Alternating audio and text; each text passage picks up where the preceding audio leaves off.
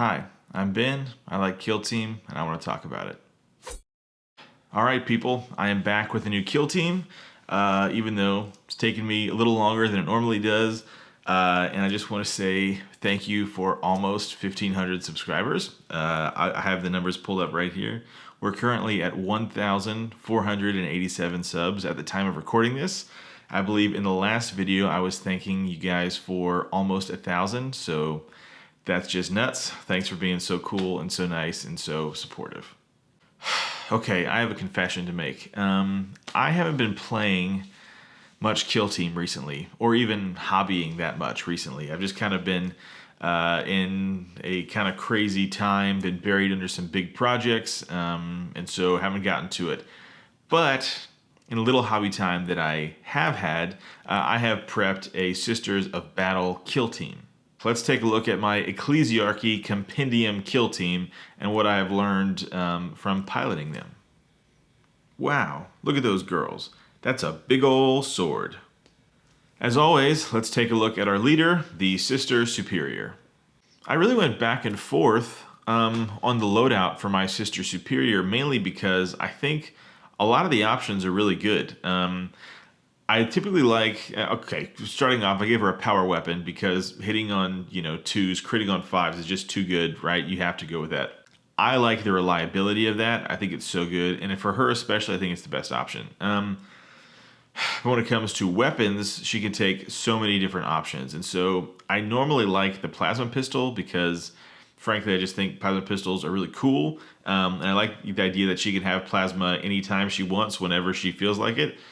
But, I have 5 sister Repentia who can go out and do the melee thing. So I was thinking I'd rather give her the combi plas. So if, she could kind of sit in the back line if she needs to, or she can, she can bolt people to death or plasma people to death, when she needs to. So I went with a combi plas.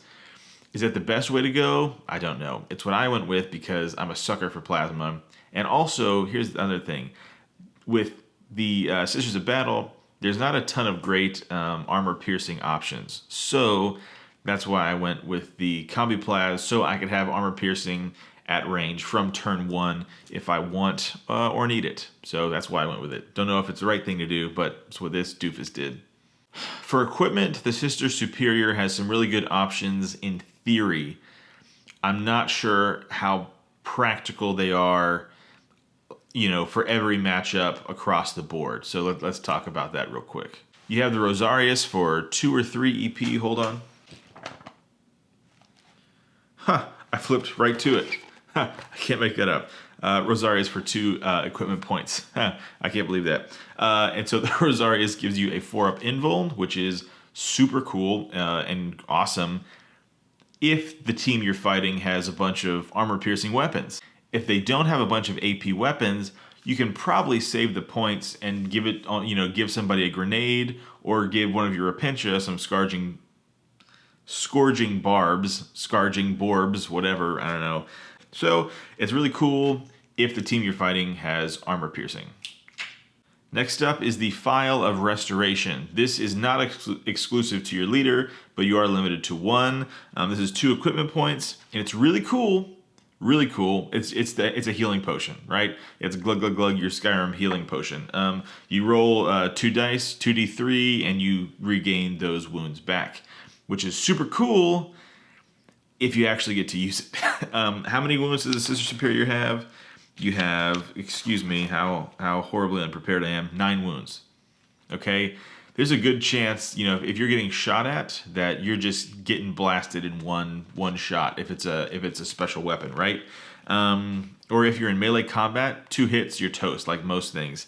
So you have to survive the attack to be able to use this thing. So that's situational, right? I would probably always take it just on the off chance because I haven't played too many games with them yet because I just haven't played many games lately. The File of Restoration comes in super clutch, or it just is not a factor at all, and that's 2 points that you left on the board. So I'm probably always taking it just because it feels really good when you roll, double 6s and you take, 6 wounds back and you're back up to full health, that feels really good. So I'd probably take it just on the off chance of that super awesome feels good moment. I spent way too long talking about this stupid file of restoration. That kind of taps into how this team kind of feels to play. Now, I have not cracked the sister code. I'm not an expert with sisters. I have not put a ton of time into learning them on the tabletop, but this is just what I have learned from building them and running them in a few matches. They feel very swingy to me. They feel very luck of the dice, right? Maybe that's a lore thing. Maybe it was on purpose, miracle dice and prayers and all that stuff. And if that is the intent, I think it really comes across really well. Your strategic ploys, strategic ploys, they only activate when you roll a crit, right? You have Emperor's Guidance and Divine Shield, and those only activate on a crit. So that's, again, now with you rolling 3-4 dice, whatever, you're probably going to get a crit, but it's not a set in stone thing. It kind of feels like, well, if the Emperor smiles in your direction, then you'll have some luck, right? And your Repentia only survive if they're having a good day. And so they feel very swingy, very luck of the dice. That's my impression of them. Now, if you're a sisters expert and you have cracked the sister code like I have not, please let me know in the comments and tell me how much of an idiot I am and how wrong I am. But that's kind of what I've felt on the tabletop, and I don't mind it, honestly.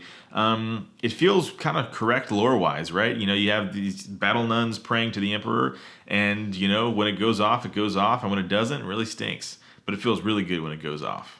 Anyways, the rest of my Battle Sister Fire team consists of 0 surprises here. An icon bearer, a gunner, and 2 regular sisters. I'm swapping out a Stormbolter for a Melta when I need the AP, but I find myself mostly running the Stormbolter just for those rerolls. Moving on to my favorite fire team from this Ecclesiarchy kill team are my sister Repentia. These girls are the definition of swing. 6-up save with a 5-up feel no pain, hitting on 4s. They pack a real punch, but when you whiff, it feels so bad to whiff with a dedicated melee unit. I had just some real stinker rolls, just some real garbage rolls. And it feels really bad when you charge in with your melee powerhouse that has brutal and like reap 2, right? So you're getting most out of these when you can kind of, have multiple enemies around. That's when you're getting the most bang for your buck, when you roll a crit and that kind of thing. But it feels bad.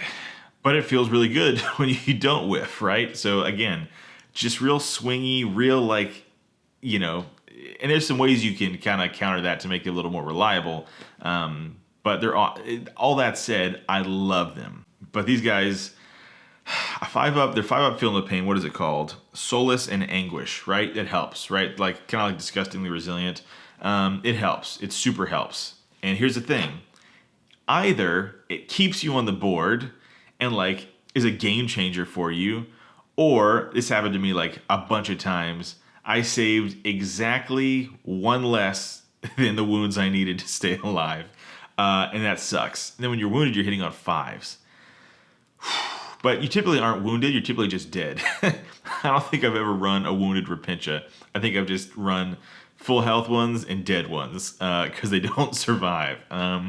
But they're cool. I say that all, but they're really cool. I love them. They're my favorite part of this kill team. I like to have my sisters, other sisters, kind of hold them back or push them onto points, my battle sisters, and then just flood the board with the Repentia because although they don't last very long, they are scary, right? Those big swords are in these really awesome, cool, dynamic poses.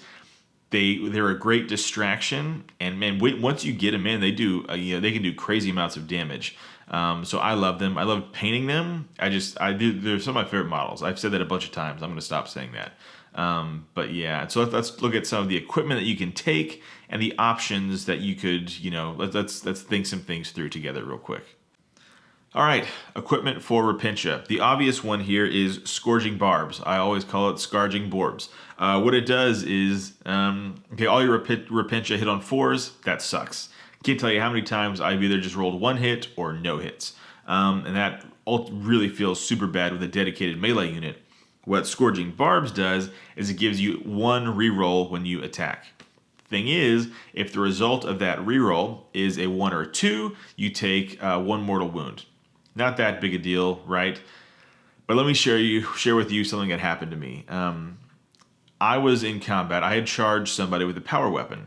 I was at full health. I whiffed. I re-rolled. I rolled a 1 or a 2, and I took a mortal wound. Took me down from 7 wounds to 6 wounds, and then the guy with the power weapon just one-shotted me with a crit. So beware, right? I like the idea of a 5 Repentia all with scourging barbs, but the other option here is grenades, and this is kind of nice because you could give them frags or cracks. You know, if you go frag, all 5 Repentia have frags. That's 5 grenades out on the field. That's pretty scary, right? And what I like about this is it turns your dedicated melee unit, which hits on a 4, you give them a grenade that hits on a 3. So they're hitting better than what they natively are with their melee weapon. It also extends their threat range out, right? Because maybe turn 1, you're not getting that charge off. But in the right circumstances, maybe you are in range to chuck a frag grenade to soften somebody or even kill somebody, right? Or even a group of guys. Let me know what you think is the better option for Repentia, whether it's the scourging barbs or the grenades. I tend to lean grenades, but I also really like the idea of scourging barbs. If I'm playing for fun, everybody's getting scourging barbs and mortal wounds and craziness everywhere. If I'm playing to be a little more competitive, I'm probably going grenades. Let me know what you think. Something that this project has taught me is that I really miss kit bashing. And actually, I missed kit bashing so bad that in the middle of building this Sisters team, I fully built and converted up a Grey Knights kill team, which I will put a little teaser of. They're currently unpainted right here, spinning on my turntable. And so that's probably the next video coming up. And I had so much fun with that. Going forward, I'm going to try and lean into the kit bashing, converting, customizing side of things because that's what I enjoy most about the hobby side.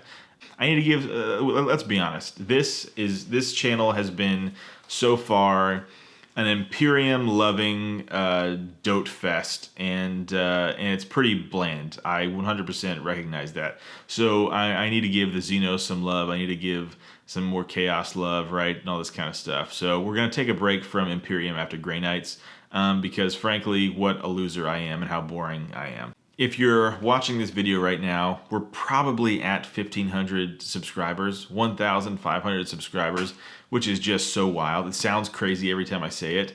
Every time I think it, it thinks crazy. So thank you for being so nice and kind and generous over the internet. You can find me on my little baby inactive Instagram that I'm working on somewhere here at Battle Brothers Tabletop or something on Instagram. And then you can also find me on Discord. I don't have a server or anything, but if you want to, add me and send me pictures of something you're working on, feel free. Guys, that's going to do it. It is far too late. I'm going to go to bed. Thank you for watching and being so cool. I will see you around.